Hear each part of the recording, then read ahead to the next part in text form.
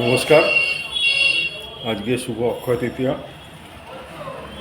আজকে যা করবেন তাই অক্ষয় থেকে যাবে। আজকে একটা গল্প শোনাই আপনাদের। একদিন একটা বৃদ্ধ মাতা জড়াতুরা, তিনি মাথার মধ্যে ঘাসের বোঝা নিয়ে যাচ্ছেন, রাস্তা দিয়ে যাচ্ছেন। পাশ দিয়ে একটা গরুর গাড়ি যাচ্ছে। তো গরুর গাড়ির যে কোচওয়ান, উনি বলছেন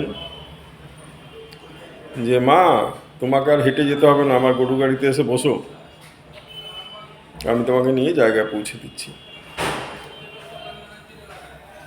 মাতা বলছেন ঠিক আছে। গরুর গাড়িতে উঠেছেন। বোঝাটা কিন্তু ওনার মাথাতেই আছে, ঘাসের বোঝাটা। কিছুক্ষণ চলার পর কোচওয়ান ঘাড় ঘুরিয়ে দেখছে মা বসে আছেন, বৃদ্ধ মাতা, মাথার উপর বোঝাটাই আছেন। সে কি গো, আপনি বোঝাটা নামিয়ে রাখুন, আমি তো আপনাকে গাড়ি করে নিয়ে যাচ্ছি। মাতা বিনয়ের অবতার,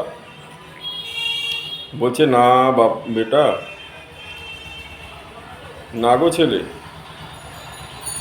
যে একেতেই আমি এত তোমার মালপত্র আছে, আমি এক ওজন, তারপরে আবার এই বোঝাটা রাখবো, তোমার কষ্ট বেশি হয়ে যাবে গরুগুলোর, আমি তাই মাথায় রেখে দিচ্ছি, মাথায় নিয়ে যাচ্ছি, এইটুকু তো তোমার ভার লাভ করি।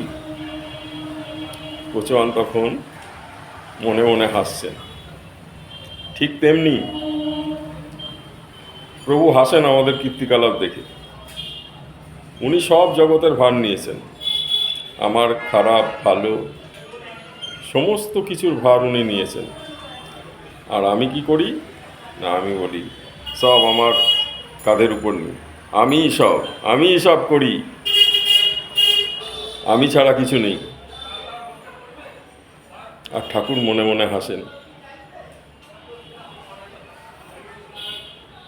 নমস্কার, রাধে রাধে।